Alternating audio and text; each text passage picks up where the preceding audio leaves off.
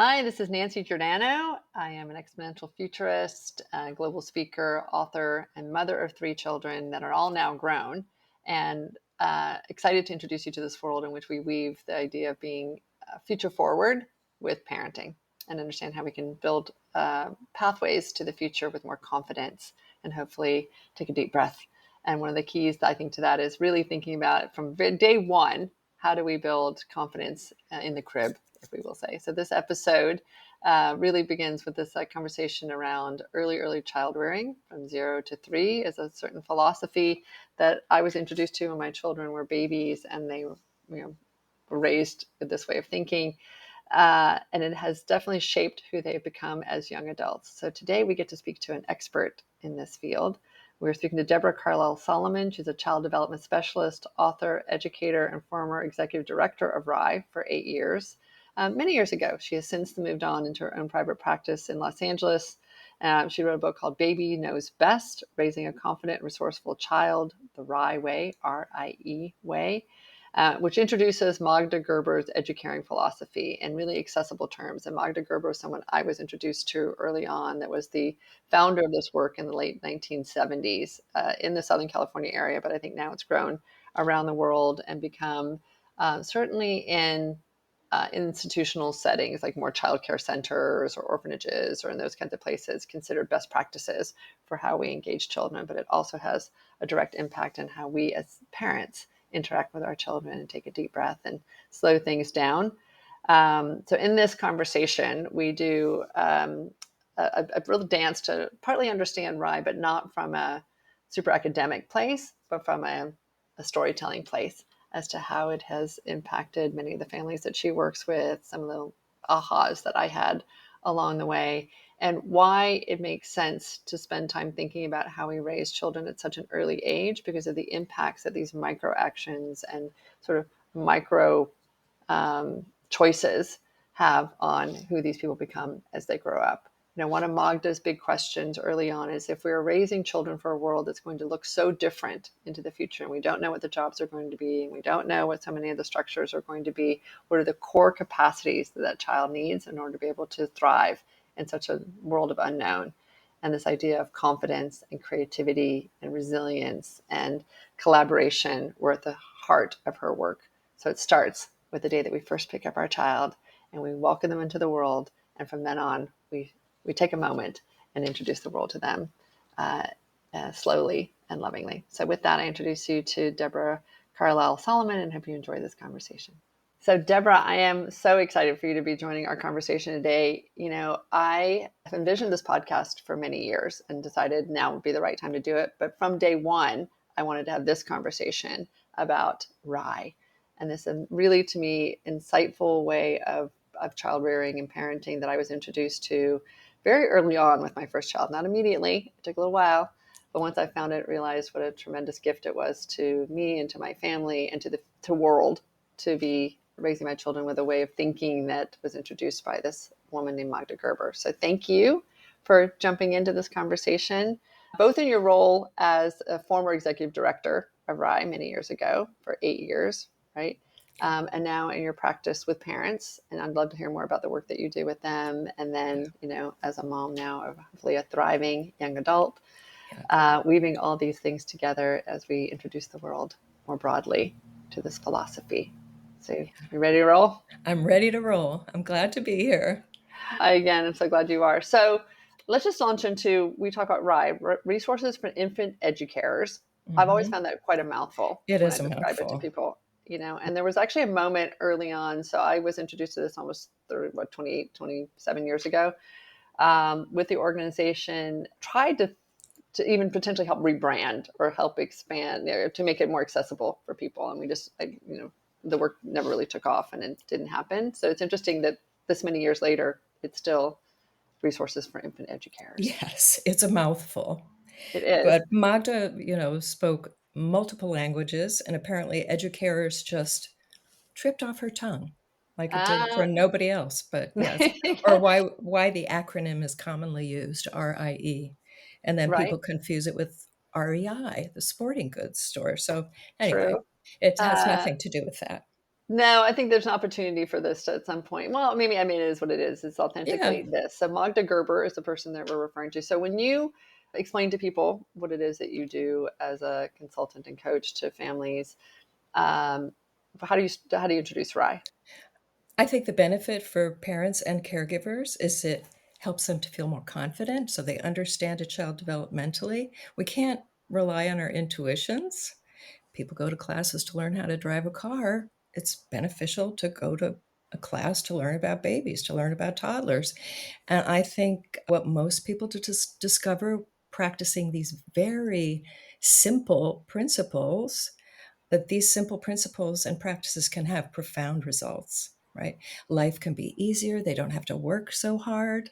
I mean, for me, I discovered Rye when my son was nearly a year old, and I I realized that I had just been working overtime, and I had sort of Right. played with him, kept him occupied, all these things, so that it was really impeding my ability to just sit back and observe him and get to know him and enjoy being with him because I was just so bloody exhausted from Right. working so hard, you know? Well, part of that, and then trying to train or to push or to shape or whatever those words are that we feel like we're doing in those moments, as opposed to watching it reveal. So, can we step back? And Yep. so, Rye is a parenting or child rearing approach. Do you call it Approach. philosophy? Like, how do you Approach. define it? Okay. Approach, because it really gives people specific practices to begin implementing and hopefully see some change. Sort of the first thing that I always recommend people practice is slowing down. You know, I was teaching a group in New York and I thought, oh dear, slowing down. I better demonstrate this, you know? And I said, so what do you, I demonstrated, I said, what do you think about that? And they all, you know, there was this chorus of, that's ridiculous. I can't move that slowly. And I said, well, on the way to the subway tonight, practice moving slowly and see what you notice. And the next day they said, oh my God, I noticed all these things that I just sped by before. So for me, you know, as a former New Yorker, that was hard for me. I imagined people practicing Tai Chi. I mean, that's how slow with a young baby. And then practice telling the child what you're going to do before you do it. Yeah. I'm going to pick you up, right? I'm going to take off your diaper, whatever it is. And Yeah. then give them a few moments for sort of the penny to drop for them to process what you've said. I mean, so much of sort of irritability and defiant behavior with a toddler is just a result of somebody moving too quickly. Life's going Right. too fast. And now that life is speeding up for most of us, it's even more important to remember that children don't move at that warp speed. We've got to slow down and be present in that way. I could not agree more. And I think when you get used to these practices, right, these ways of interacting, they become so second nature, and yet they seem so different than what the rest of the sort of default world is Yeah. doing. So again, I'm just going to take it one step back philosophically before we get into the Yeah. practices, which is that it is this body of work. There's this way of understanding how to interact with babies and toddlers that goes all Mm. the way through. We'll talk about how the implications of this across the lifespan of the child. I think as my children still have, comments that they make about various things that are related to that I think are really profound. And the Mm. reason it's on a Futurist Mom podcast, Yeah. because I do think that this is about raising a child from the very beginning that has a sense of confidence and a sense of agency and a sense of feeling worthwhile inside the world because of these teeny little things that we did at the very beginning that seem Yeah. small, but to your point, have these profound impacts. Mm. So, as you know, there was a relational piece to it, to your point about being present and about how you speak to the child. There was a fine motor piece, there was a gross motor piece. There were a lot of things that helped us think through how we were interacting with the child. And so, yes, I remember the very first one. And the way I describe it to people when I'm giving these examples is when you pick up an infant, you put your hands on the infant, you settle for a moment and say, I'm picking you up now. Yeah. And either I'm going to change your diaper, I'm going to give you to someone, we're going to go to the park, whatever it is, and you explain what Hmm. happens next. But just that moment of just settling and putting your hands on an infant for a moment and letting them just prepare to be picked up. What a Exactly. profound thing that is, Deborah, It for a baby, is. It right? is. And you Like, can feel it. You can feel their chest relax. Sort of, okay, now you're ready. Yeah. yeah. And this And we idea, have a moment of connection before we do whatever we need to do. and trust, Yes. right? So I Yeah. feel like that, that's, and so this idea of respectful parenting, I think, is the way that I was sort of Googling the current Yeah. understanding of Rye is described as respectful parenting. Is that how it's Hmm. summed up? Yeah. Yep. respect for the child, respect for ourselves. I mean, Magda for me was sort of the first parenting educator I read who not only spoke about how to respect a baby in our interactions, but how to respect ourselves. You know, she would always end class by sort of, "What are you going to do for yourself this week?" "What do you Um, mean for myself? I can't do anything for myself." "Yeah, but don't you want to go to a yoga class? Don't you want to go out to dinner with a friend? You need to fill your cup if you're going to be able to take good care of your child. That's really important, intellectually or otherwise, you know?" Yeah. so this work that so Magda Gerber again, who we keep describing, was a mother in Budapest. Is In that what she said? Budapest, and Budapest. yeah, and her mentor was a Hungarian pediatrician named Emmy Pickler, Yeah, who was quite revolutionary. she And was. yeah, and I think sort of her most important contribution is this idea of natural gross motor development, that we don't need to and we should not prop children into positions they can't get into on their own, that they're giving them the space and the time to figure out how to move on their own not only has an impact on their ability to move with pleasure and grace, but also they're learning how to learn. They're figuring it out, you know? And again, Every with confidence, right? That confidence that exactly. comes from being able to put your place. So Emmy Pickler, as I remember it, was a pediatrician and practicing after World War II. She was working in orphanages, and she wanted the outcome of the children in the orphanages to be as to match that of children that had been in families. And Yeah, at that time, certainly the outcome of children that had been in orphanages was so much lower. High rates of alcoholism, high rates yeah. of depression, unstable relationships, all of that. And she Mhm. was trying to figure out how to navigate it differently. And so that she had developed this set of practices that I think were also, I think, around the relational parts of this, right? Not just Yes. around the Yeah, birth yeah. part. She asked herself, you know, if the mother, if the parent can't be replaced, then sort of what can we do in this setting to replicate it as best we can? And she really focused on the caregiving. Yeah. And, you know, they're not you're not the most important thing about a diaper is not a new diaper, it's the relationship, it's the emotional connection. And so the caregivers are instructed to really take their time, you know, Yeah. and they had support staff so that they could take their time. And the WHO did a study in the 60s and longitudinal study, and they interviewed, you know, young adults, and they looked very much like the rest of the population who had grown up in intact families. And it was really the caregiving piece, I think, that made all the difference. Right? It's such an extraordinary thing. And the way that I remember one of the early stories was, I guess, the way Magda was introduced to it is that Magda had gone to see Emmy or Dr. Pickler as her Mhm. child's pediatrician. And as she was describing what was going on for the child, Dr. Pickler kept looking at the child and asking her to describe it. Yeah, Magda kept intervening and saying, no, no, no. And she looked at it and was like, no, she can tell me. Right. And that was like a light bulb moment for Magda to realize that her child had the wherewithal to be able to describe their own needs or what was yeah, going on for them at that moment. Or if nothing else, again, that trust then happened between the doctor and the child yeah, because the doctor did tune in to the child. yeah. That even a young baby, I think at that point Magda's daughter was 3 or 4, Oh, but wow. if but even a young baby has some level of competence. They can communicate, they can cry when they need something. So that means we don't have to hover. We don't even really, unless we live in a gigantic house, need to have a camera on them, you know what I mean? They can tell us.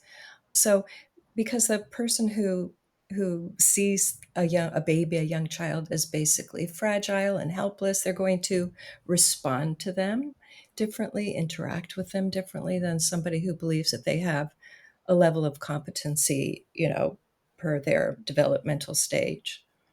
So it affects everything, sort of the lens through which we see them, right? So you now have, you live and breathe this, but we're going to step back again to someone Yeah. who's not in the rye world. The day in the life of a rye baby, and in terms of, so we're going to start with, baby, and work our way Mhm. up. Mhm. And again, because I think that the way that this starts from day one is the thing that patterns kind Mhm. of my sense of the world around me and my sense of self from that Mhm. moment on. So that's why I think that this conversation is so important to our conversation around the future.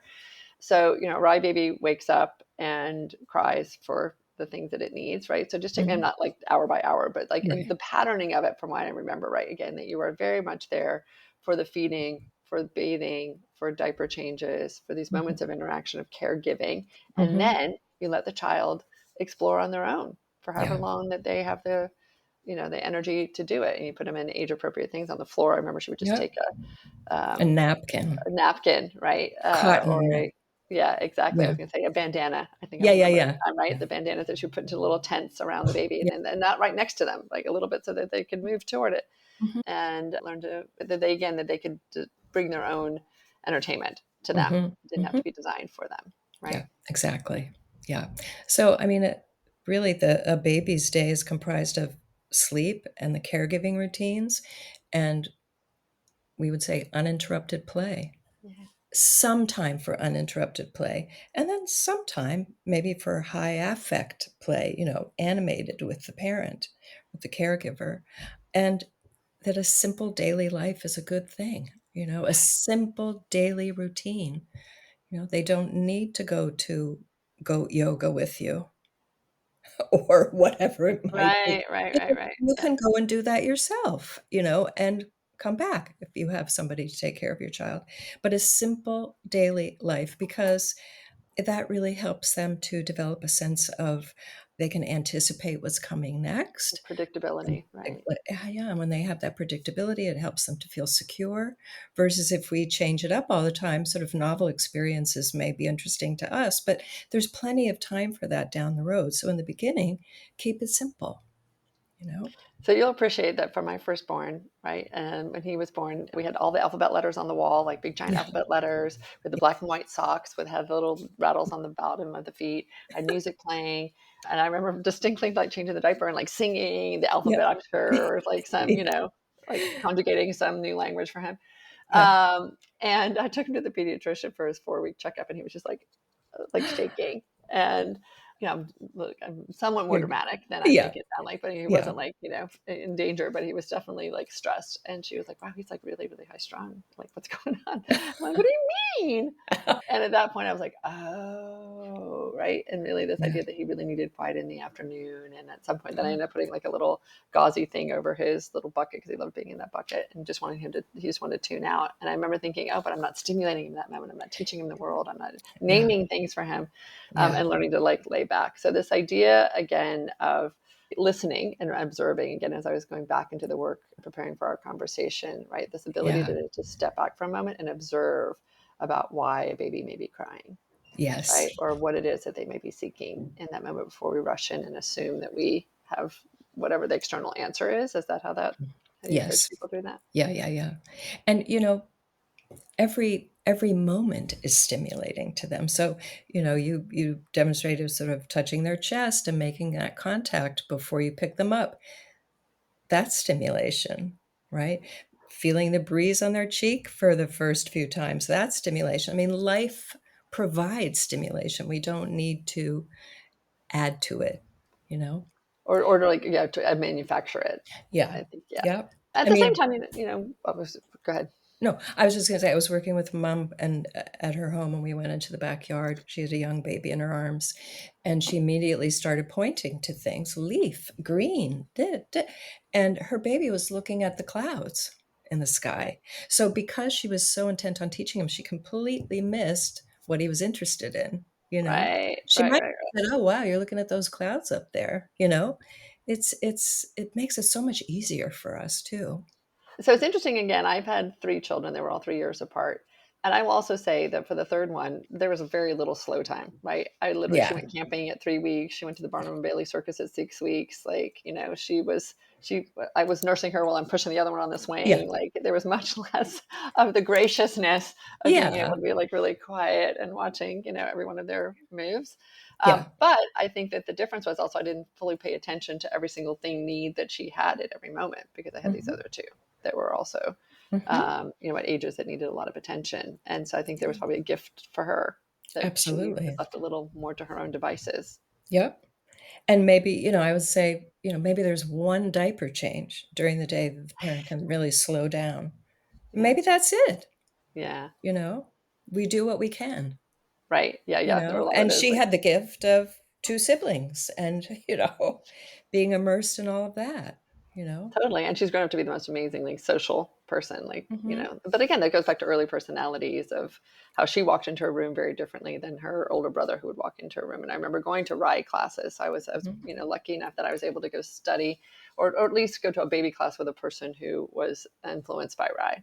Again, Mhm. we talked about this, not super dogmatic about it, but Yeah. influenced by it, but he always wanted to get to that room early because for him, the environment being new was very overwhelming to his Yeah. nervous system.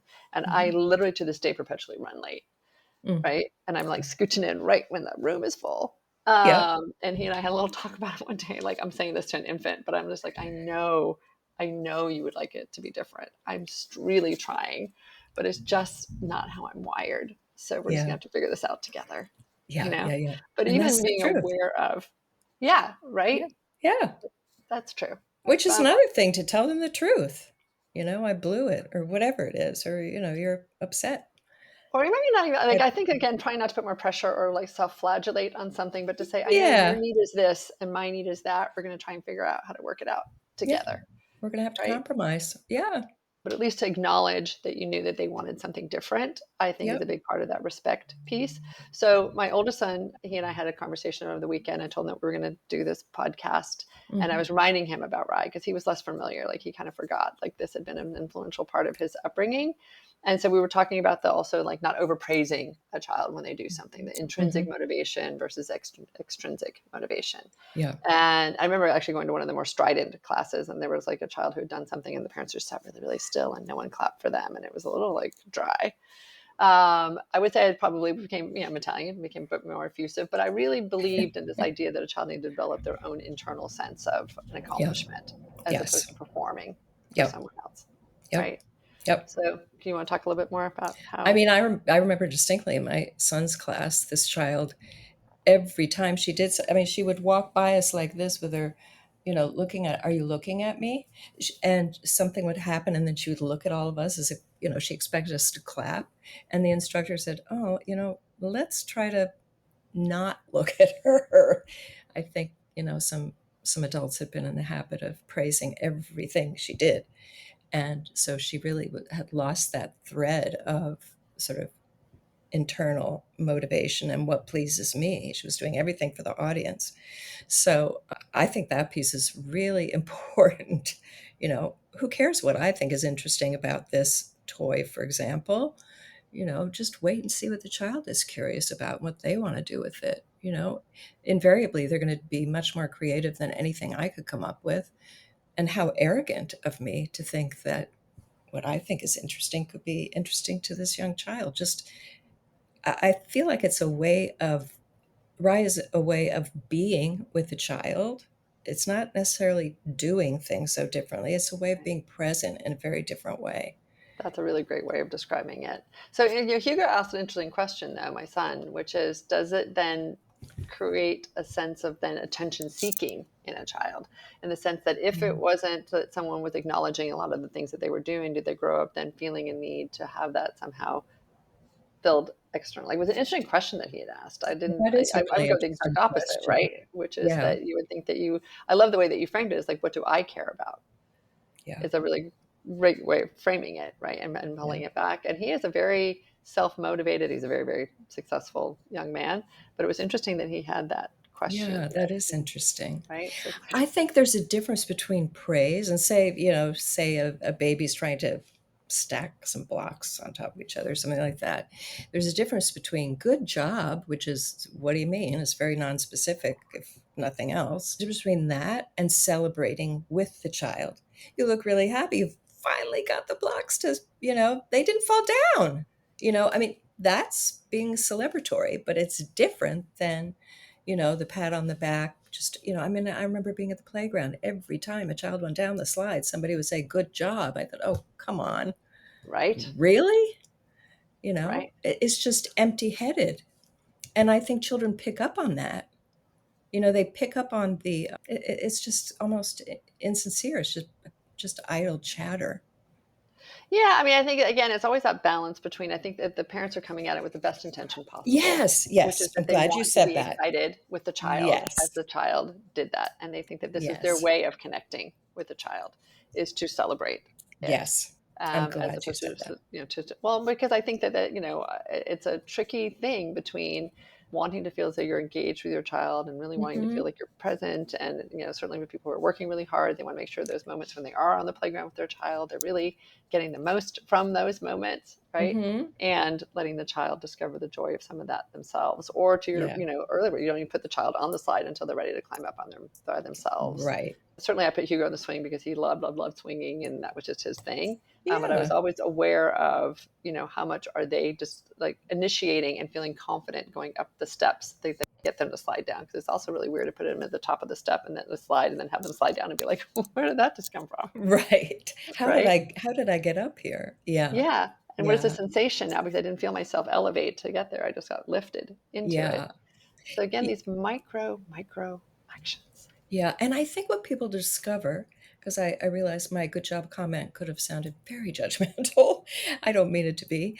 I think what people discover the more they practice this is that, there's so many nonverbal ways that we can connect with a child that they can look at our face and see that we're appreciating or excited about something that they've just done or experienced. It doesn't necessarily have to be this sort of big event, a lot of words, where it could just be a simple smile or, wow, you did it? By reflecting how they feel about it. Like, "You are really Yeah. excited that that just happened, right?" So, Yeah. now cut to, my kids are teenagers, Yeah. and I'm at basketball practice with my daughter at one point, and I'm on my phone. I'm doing my own thing while we're at practice, right? And I get Oh, scowls from other parents because I'm not appreciating every time that she's practicing a free throw. And I'm looking to myself going, "She's not doing this for me." yeah. Right? She is literally doing this to enhance her skills. She, if anything, and this is how you can show how impactful Rye was for me. I'm like, she should just be lucky that I signed her up and got her here on time for practice. Like my job is like, check off Done. the list, like Yeah. really done. Like I'll be here for the game, of course. I want to be able to, celebrate the win or the loss or something. But I don't need to be here for every single moment of practice, like No. judging slash, celebrating every single thing that she did. But it was I remember that very clear moment of this other person scowling at me. So I think part of it is Really? also pressure that you want to do some of these things in a more spacious way or giving your Yes. child more distance. And Yep. then other people make it feel as though that somehow you haven't done enough. Right. You're doing something wrong. Yep.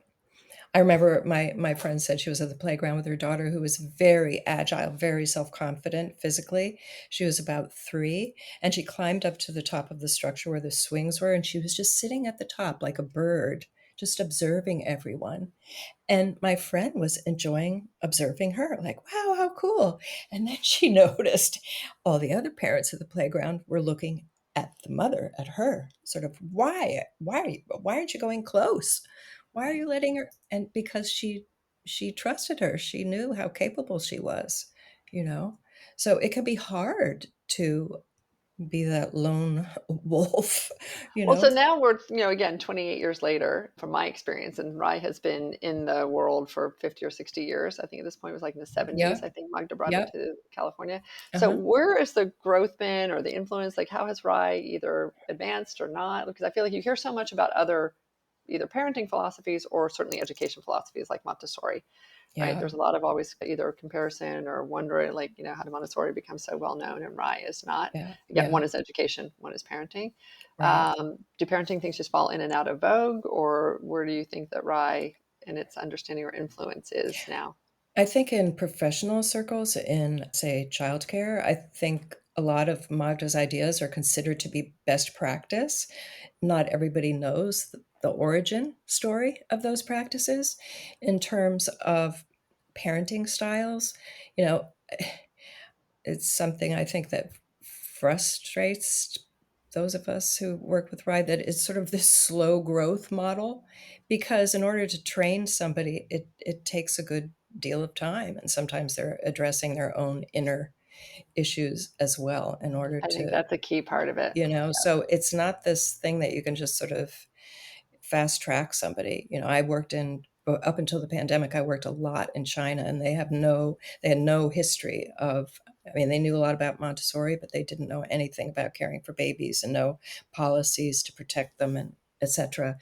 And, one thing I came up against over and over again, just culturally, things were happening so quickly there and developing so quickly. And it was very exciting. And so people came with the same expectation. What do you mean it's going to take this long to be trained? Because this is how long it takes. Everybody needs to practice till they internalize it, So Melissa, so when you say training, you meaning in a caregiving setting as opposed to as a parent at home? I mean, no, not as a parent at home. I'm glad you're clarifying. No, I'm saying in terms of being sort of a RI professional instructor who can go out Got it. into the world and train other people, train Yeah. parents, teach parents. For parents, I think if it speaks to them, I think within, a pretty short period of time, they can internalize these ideas, just like slowing down. If they do nothing else but slow down and move at their child's pace, that's going to make a big difference. I don't think that takes a lot of time. I think so too. I think it's really an orientation, right? We were talking about my business book leadering that you graciously spent some time with. Thank you. And I Mhm, talk a lot about it as a mindset as opposed to mhm. a playbook. And I Yes. feel like it's interesting because I was trying to find. I did have a Rye manual at one point, that turquoise print. You remember what Uh-huh. I'm talking about? And I Yep. could not find it. I've been like racked my bookshelves. I still have like every book almost I've ever owned, and for some reason I can't find that one. So I was really disappointed because I think there was, a whole thing that was written out about ways that we could approach this. But now in Yeah. my rear view vision, it feels much, much simpler than I think it may have actually appeared at the time. Yeah. And I think that to your point, I think the biggest challenge was that it went against social norms Mhm. of how families were thought it was important to interact with our children back in the day. Or if I was hiring a caregiver, trying to teach that caregiver to go against everything that she had thought and been taught about how she was supposed to, you know, entertain my child at every Yeah. moment and, anticipate every need of Yeah. that child. And so it was a reprogramming around that.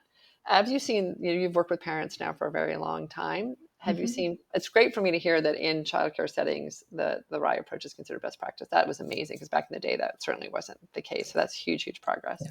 It For doesn't mean parents, everybody's practicing it. It just mean yeah. I know, but at least it's known enough as a way of doing that in a bigger group setting. That's phenomenal.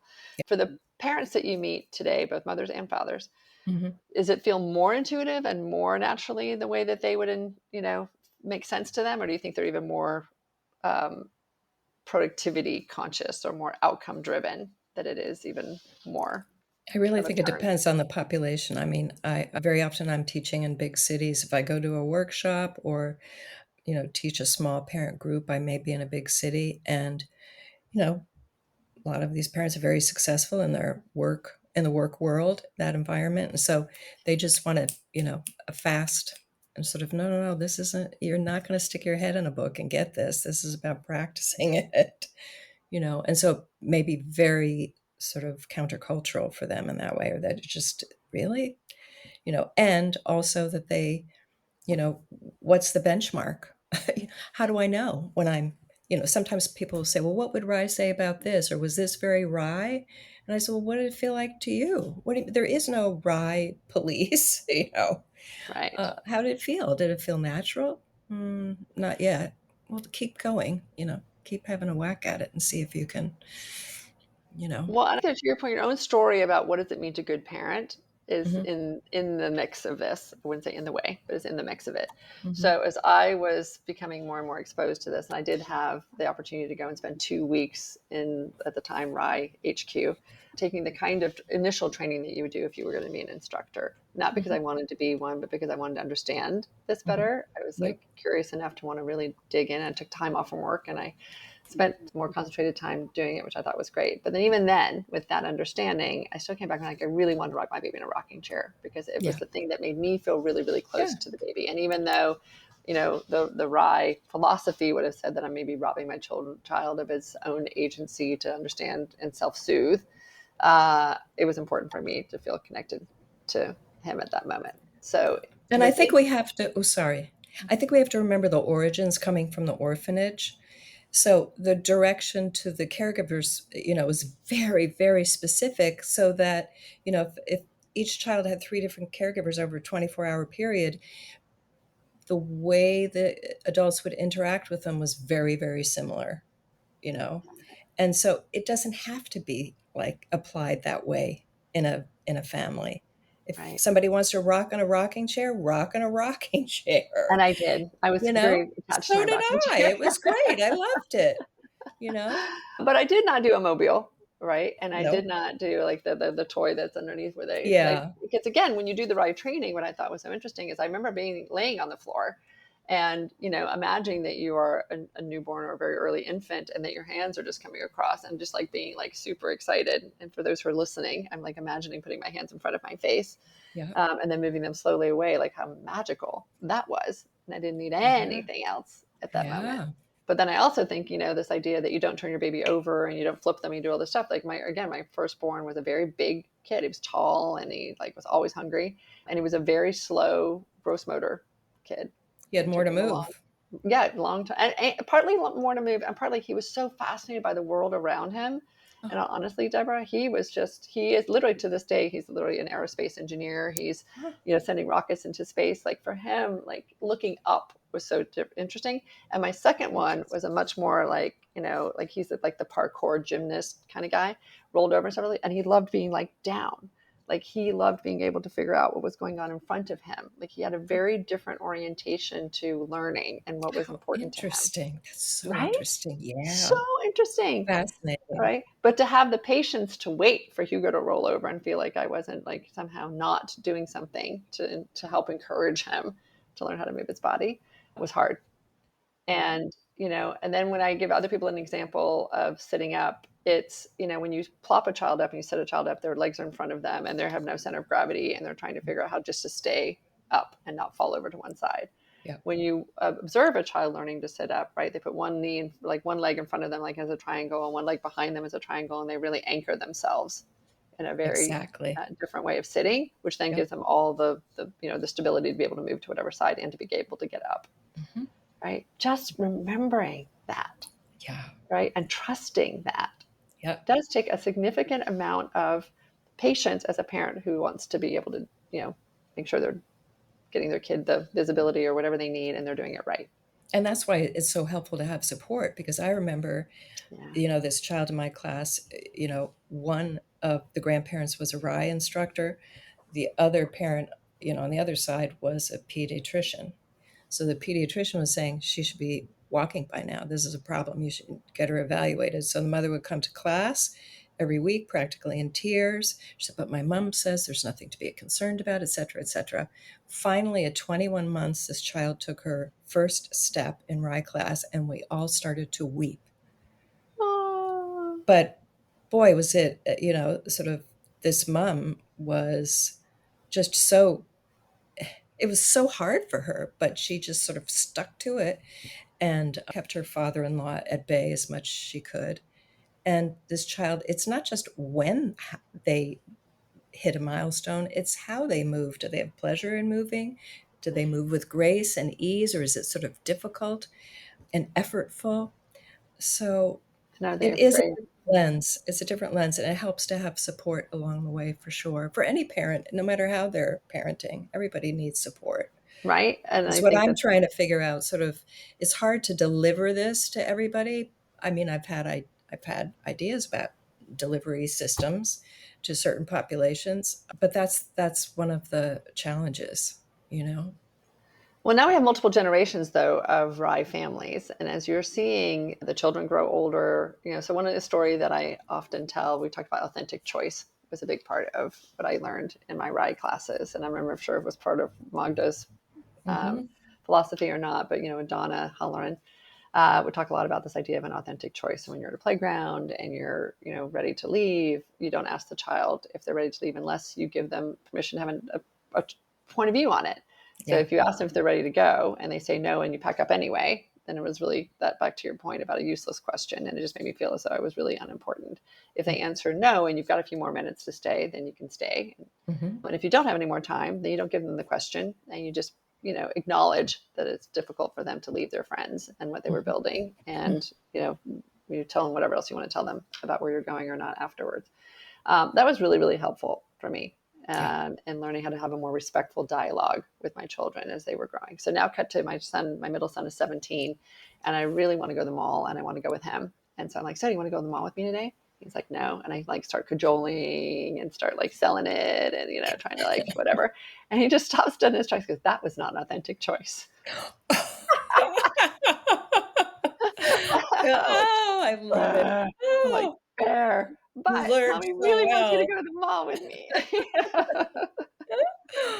But I think these things carry through, I guess, is part of what I'm trying to They do, say, right? they And do. so have you seen, in the families that have really stuck with it over time and really have committed to it, like a different way in which those kids walk through the world or Yeah, the I do. I mean, it's anecdotal. I wish there could be research.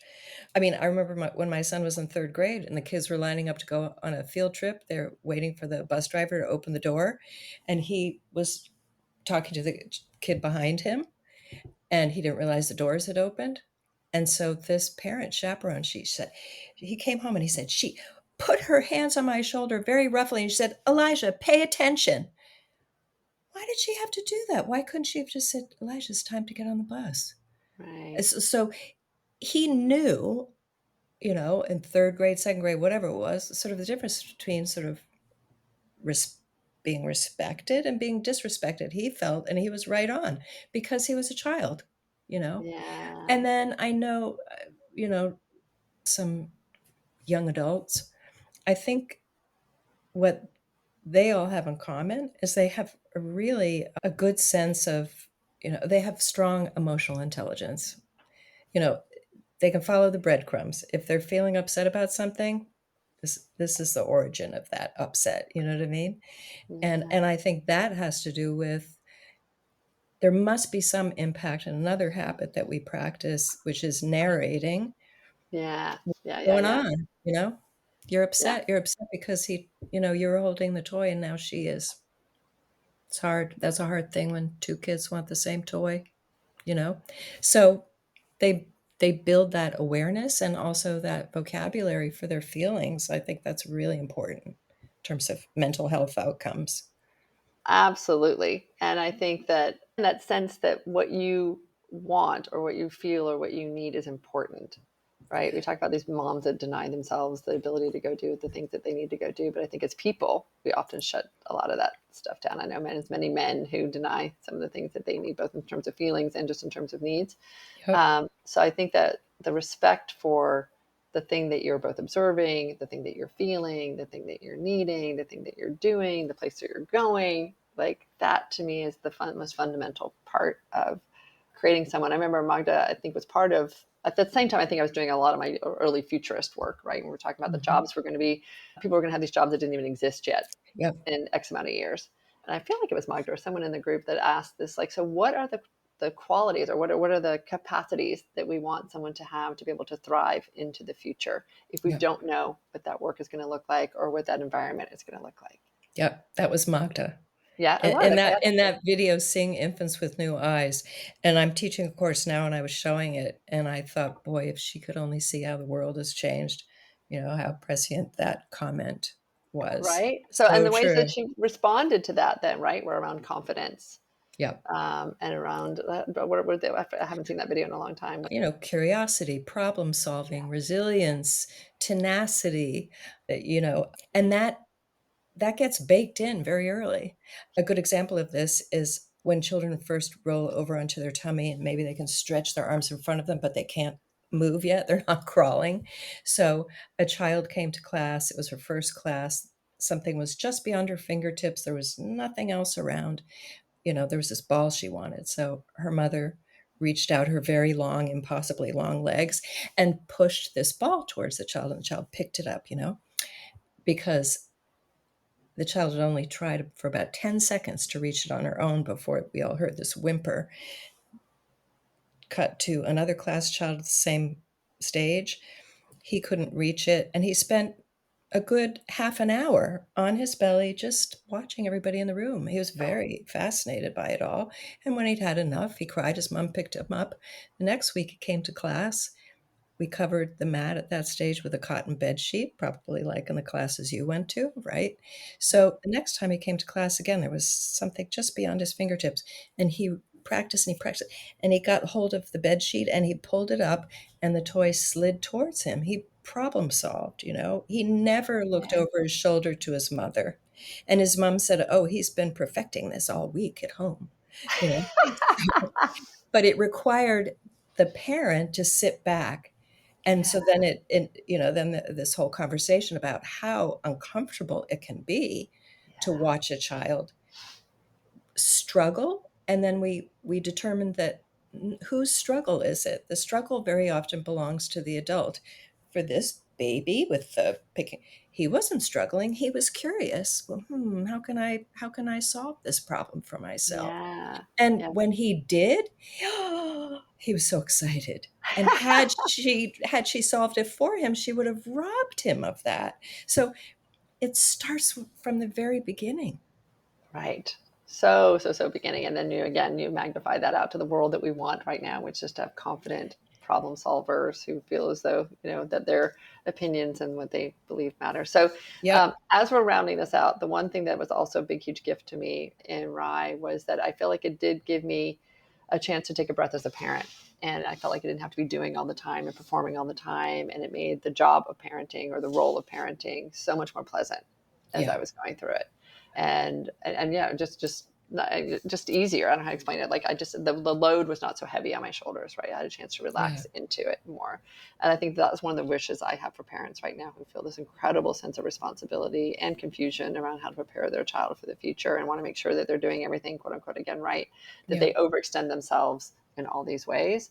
Mhm. So any words of wisdom to parents or things that you've observed? I think again, people are afraid of becoming parents for many reasons, but one of the reasons is they feel like the load is so heavy. And I Yeah. think that approaching it from a Rye philosophy Mhm. or Rye window allows you to just sink into it in a really different way. It does. I mean, I think children take their cues from us. I mean, and so if we can demonstrate confidence and competence and, I'm steering the ship, it's going to be all right, then they internalize that. And so that when they're older, you know, we have a lot of challenges, things that we have to figure out. So let's figure them out, not let's not live in fear. Let's figure them out and sort of, work together kind of thing. I think just remembering how important it is, your children are absorbing things, noticing things about your behavior all the time. You're the model.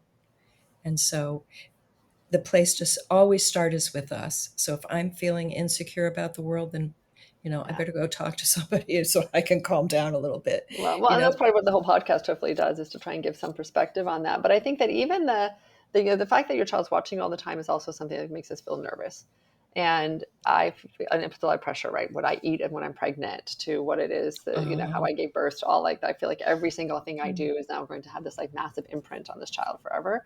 And I mm, think that for me, in some ways, I was almost the opposite of that, which is I can put them down on a mat on a sheet and let yep. them do their own thing for a while, and they're going to be Yeah, they're gonna great be fine. with that. And they're really more absorbed with their own hands and their own toy than what it is that I'm doing over here. Yeah, So I have the yeah, freedom to go do the thing that I want to go do. yeah, I think energetically, you're right from a feelings perspective, but from a yep. doing perspective, you get to have a chance to have a little bit of separation Yeah, if you just around that. create that safe space, 100% safe space, then you can have separation, and your child can enjoy doing what they wanna do in the safe space.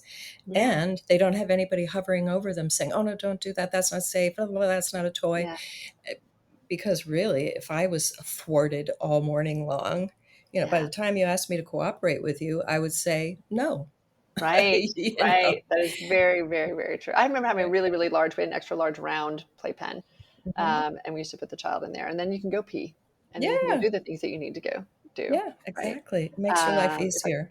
couldn't do it on the floor, yeah, I think that's what I'm trying to say. It makes life easier Yeah. as opposed to harder. And one last thing, actually, I will say on the narrating thing, because you're right, you do narrate all the time what's going on with the child as part of this practice, this habit that you get into, and it feels so awkward when you don't do it. And there was a Mhm. story that was told actually in one of the classes about a mother who was having a very, very, very tough day. It was just she'd hit the wall, and she was about to strike her child, and she said, "I'm going to," and then she caught herself because in the reflection of being able to narrate what was about to happen, she caught herself obviously from doing it.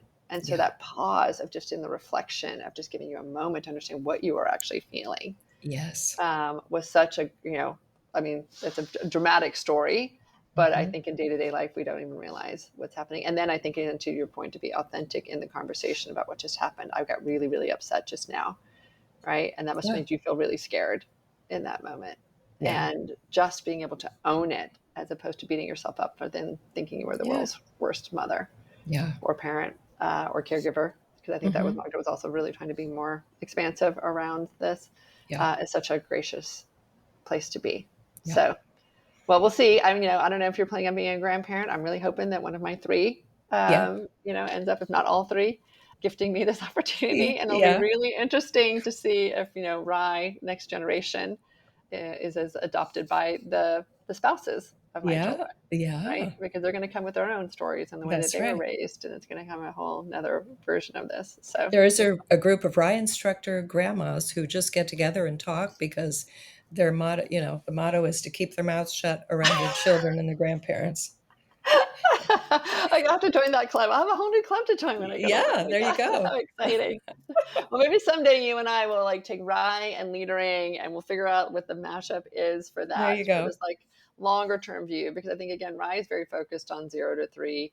Yeah. I think your work, extends it into toddlerhood, but I really do think that this is a lifetime way of thinking about things. And I think that the way that we set things up and, the very first the very beginning, day one, Yep. is the thing that allows us all to repattern the future in a much healthier, much more secure, much more respectful, Yeah. and hopefully much happier way. So thank Yeah. you for everything that you were doing around the world to help get us from here to there. Ah, thank you for having me. It's been so much fun to talk with you. Thanks for taking me back into the origin of all this stuff, because I think that Back in time. I will say that I have the head of an analyst and like the soul of an artist, but the heart of a mother. And I really want Oh, all children on the planet to feel as well held as I was able to learn to do for the work that you all do. So thank you again for that. And let's just hope that it radiates out so that both parents and children can take a deep breath and feel well held. yes. Yes. Amen. That's amen. It's a beautiful wish. Thank you, Deborah. And we'll make sure that people know how to find you if they're looking for resources around this. And, so just to find, like, do you teach individual classes, group classes? You go around the world? Like, what is the nature of your work right I now? do workshops, I do courses, I do one-on-one, Okay. center-based consulting. All right. We will make Yeah, sure that people can find you and we can help spread the word. So thank great. you. Thank you so much. Thank you, Nancy. Take good care. You too.